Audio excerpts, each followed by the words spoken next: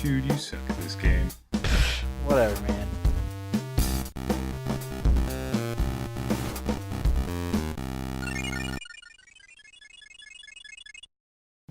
Hello everyone, welcome back to part 7 of Formula Zero. I know I said I was going to quit it, but I'm not a quitter. I am a masochist. Yeah. I enjoy pain. I enjoy, having frustrating experiences with electronic devices. Now, if I sound sort of a bit dead, it's because I am.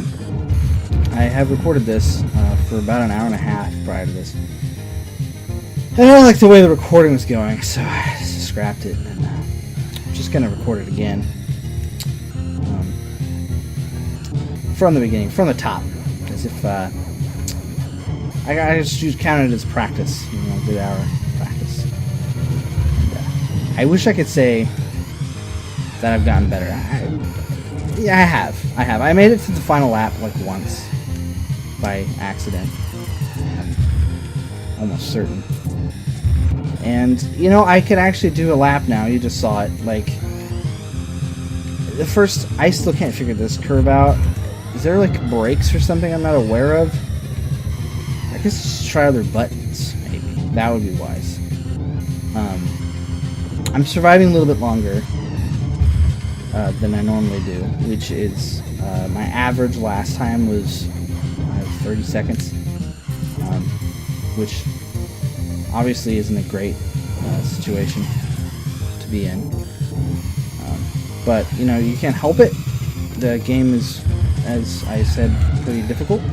So, it's to be expected. But, I just decided to save everyone from the, hey, you do have a break. It doesn't really matter, because, no one else does, and they're just going to run into you and just be really, just complete total jerks. But that's fine. Sorry, like exploding. But anyway, gotten better. It's slightly better, as you could tell. But I'm also somewhat kind of out of energy.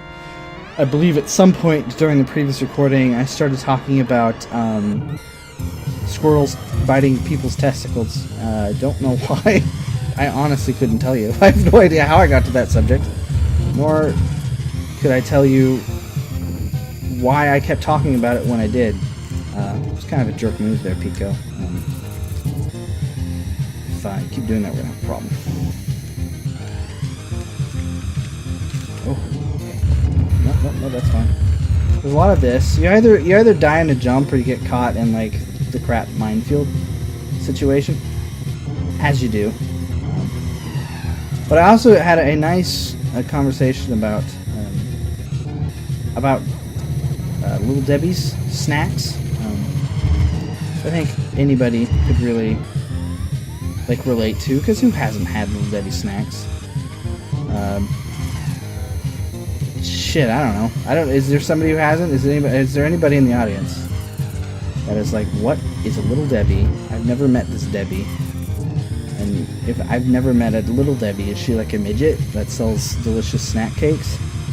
No, she's a brand name of snack cake things. It's not actually a person that I'm aware of. Now, I've never researched Little Debbie lore, but I'm fairly certain there wasn't an existence of Little Debbies, of a Little Debbie, should I say.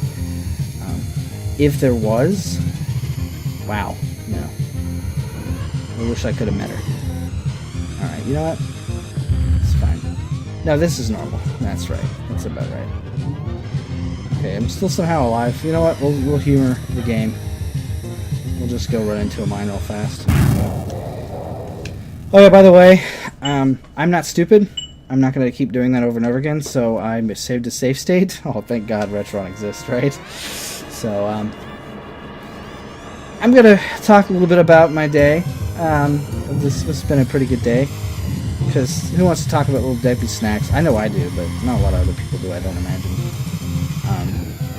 I had a lot of fun today. I got to go to something called Lexicon, which is a con.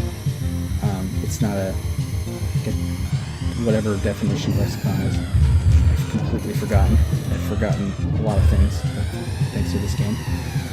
Because it makes me want to pull my hair out and stomp on a baby panther. What? You know what? I deserve to die after that one. Poor panthers. They didn't deserve any of that. Any of that guff. Okay. See, this is why I hate them speeds, because like they just throw you into the butt of whoever's in front of you. Because the AI pathing puts you in just puts them in the way of you. That's just about it. However, like I said, before I was averaging like 30 seconds, and this is an improvement. Probably gonna die on this one, but I don't understand why the brakes sometimes work and then sometimes don't. Anyway, so my day was pretty exciting. I got to go to the con, as I was saying. I got to see a lot of local artists. They had a lot of cool stuff, and I thoroughly enjoyed it. I can see the appeal of some Comic-Cons. Now, I went to Wizard World too, and it was okay, but I think it was a little much for me. I'm not a huge fan of... That makes sense. Of Comic-Cons, because I'm not saying like I feel like I'm out of my element there. It's just that I'm not a huge fan of huge crowds. I'm pretty socially awkward, I might say. But I did have a lot of fun at the smaller ones. Smaller ones a little bit more my speed, and we got to see a lot of cosplayers. Cosplayers. It was always fun, and we got to take a picture with somebody dressed as CL in a dress. Which, for those of you who don't know who CL is a dude from Black Butler. And if it sounds weird to you, watch the show, it makes more sense, kind of. Not really, actually. But my fiance had a Black Butler shirt on, and we happened to see CL there. This is fun. It's the best game. And we got a picture with her, it was fun. And I bought her a print of Kiki from Gigi, I think, from Kiki's Delivery Service. And it was fun. I had a lot of fun. I'm usually not a outgoing kind of person. When I say, oh, this is alright, that's saying something. I'll tell you what. So it was a good day. I'm not going to let this really just fucking infuriating goddamn piece of shit game ruin it. Sorry. I don't know if that's what your plan was, Formula Zero, but it ain't gonna happen. See, like that? That doesn't make me mad. Not anymore. It doesn't. This is just expected. It's expected. Other than that, like, we went and had barbecue afterwards. We went and had a nice barbecue. Some of my friends met us out there, and we got to go around and see the vendors, see some peeps that I knew, and overall it was a blast. I had a lot of fun. And encourage other people that haven't, who, are a little afraid of them. They're not that bad. It's funny because I have some. They're obviously they're going to be furries there, and that's okay. Like, it's a lifestyle choice by them, and I think it is fine. But personally, it's not a lot. Some of my other friends' cup of teas, and they really leave you alone most of the time. I didn't see too many this time. They don't bother me, but like, if you're uncomfortable around cosplayers, it's really. What was weird about me specifically and my fiancés, but like, cosplayers, you're always afraid to gawk, because like, you understand, like, they put a lot of effort into putting their outfits together, but you still feel awkward asking them, like, hey, can I take a picture with you or whatever. But apparently I've been told that don't worry about it, just walk up to them, they don't mind.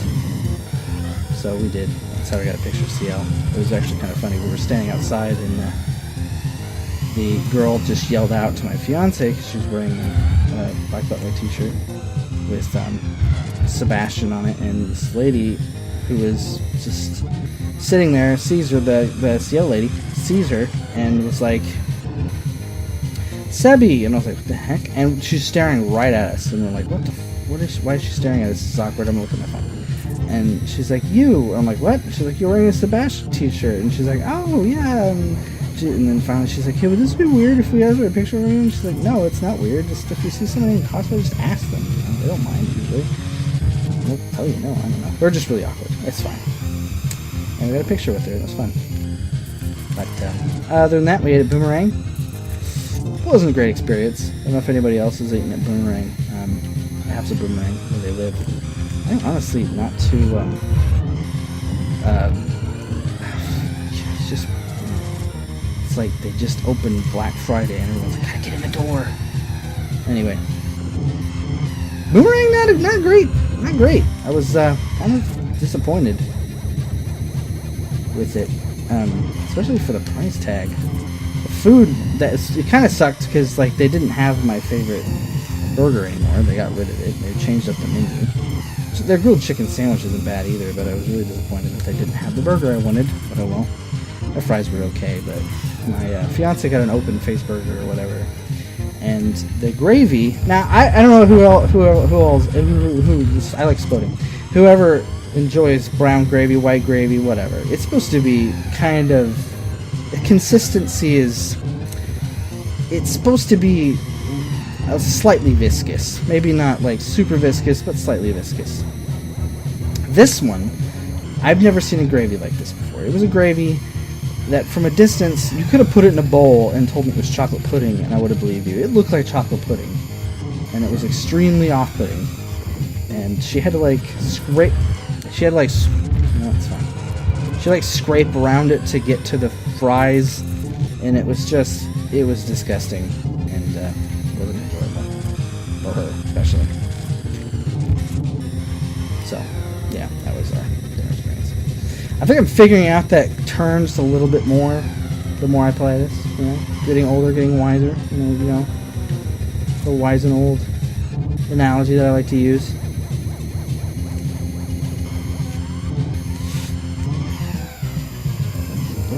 Don't let him get bumped. Don't let you get bumped there, buddy.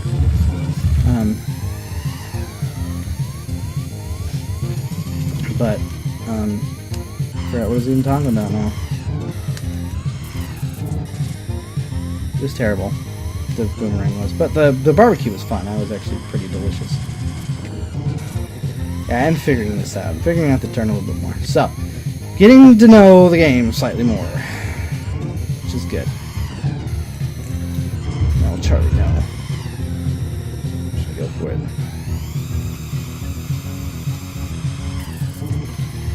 I did it! Oh, I did it! I did it! Look how much power I have left! Whoa! Whoa! Whoa! This is a chicken wing. This is a video game. By the way, I actually had forgotten that this was even the last lap. Until like that final turn, I'm like, oh shit. I had to just start talking about how bad Boomerang's food is. If you're ever dealing with a difficult situation, guess what, guys? I completed another game. Oh my god, that was.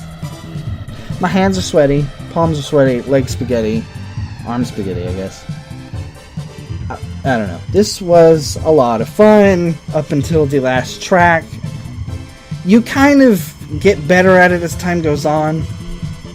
So now that I have completed it, I'll give a brief synopsis. I know I kind of did it the previous part, but I just basically said, yeah, creators did a good job, blah, blah, blah, blah. But, so there's a trick. Obviously, what this game seems to teach you is that nothing is as quite what it's supposed to be. When you see a speed, you're not necessarily supposed to take the speed, because, you know, it's not a good thing, so... And then it added the like strip of seizure, which was supposed to be handled by tapping the brakes once you get out of it, which is interesting. This is a new mechanic. The only thing I kind of wished is that they would have added the strip in a safe environment so that you had ample time to deal with it, so that when you got to this point, it wouldn't have been this bad. And I think if they would have done that beforehand, it would have been better. Also, these cheese dick jumps in the first corner, they should have just got rid of them, because... Obviously, if the game throws you back, that's not working. You need to get rid of it. Because that's not... It's a punishment for something you have no control out of. Like, you get bumped out of it. It's just there to piss you off. And I guess the idea is just to dodge the jumps because they're also bad. Well, I mean, we never had... I guess we did have a couple... Again, we never had an example of this beforehand. And I think that if we had... had some example and introduction to it, I would have been a little bit more prepared. So this map was fine, I guess. It was fine, but it should have had a little bit of build up to it, and shouldn't have just like gotten really ridiculously hard, and threw a bunch of new stuff that you had no idea what to deal with. And you kind of figure out eventually that there are obstacles, not shortcuts, which is confusing, because if we go back, if we remember correctly, I think these are all labeled wrong. Is it Deathwind? Nope, that's Red Canyon. One of these maps, oh yeah, Deathwind. This one right here, now the starting line, obviously, I can't remember what the starting line is, but during one of these curves, kind of in the middle, there's a jump that will allow you to jump over the track, and you skip part of it. Well, it works there, but somehow it doesn't work in Firefield. That's a little weird. So I gotta say, like, most of these tracks are pretty solid, and I think the progression of difficulty is a little steep at the back end, at the back 9, because this one wasn't that hard. If I remember right, this one started to get a little bit hard with the chickens. I don't know how they're said, how it's exactly said. Sand Ocean, you eventually figure it out. And then Red Canyon 1, or I'm sorry, Mute City 2 it wasn't that hard. This one was actually relatively easy. It was all about speed and control, which means each of these things carried a theme, which we can give props for them. I'm just saying that the difficulty wasn't consistent. It got difficult the more you come on, but some were more difficult than others, and then random super hard-ass difficulty spike. And I guess that's like kind of a trademark of some of these other like sort of games hacks, that they try to make it more difficult, and when they realize, this game isn't super difficult, or they'll think of like something really sinister and save it at the end. It's like a super hard boss they add in RPGs, like that one Final Fantasy boss you could fight in Super Mario RPG. Like, they just throw something in there that's like really stupid hard, just so like, the extra mile. But this isn't an extra mile. This is the mile. We're still on the mile. And I can't understand why they decided to do that. But it was after, I am not joking, probably 2 hours of practice and save states, I finally figured it out, obviously. Wasn't fun, so that's something that I'm going to hold against it. It was not a fun experience trying to figure that out. I wish I would have found out about it in the earlier tracks, but they didn't introduce it until then. What the hell. Anyways, so now that I've gotten my venting out of the way, I will once again say that this is a good game, solid hack. I'm glad I bought it. I'm glad it's available on cartridge form. If you would like your own copy, make sure to go up to OCD Pre-Productions to purchase it. It's a great game. You can have him paint it whatever color you'd like that he has available. Mine is blue because it kind of matches the label. And yeah, it's well worth it if it's something you're really into. If you have any other F-Zero hacks that you know about you would like me to try, let me know and I will do it, because I really like F-Zero and that's something I want to keep up with doing. So, that being said, guys, again, I'd like to thank everyone for watching. Thank everyone for being patient. When we come back, when you see me next, when you see me again, I'm sure I'll be in and amongst the Earthbound Let's Play. And I might restart Return to Dinosaur Land if I can. So, anyways, guys, I will see you later.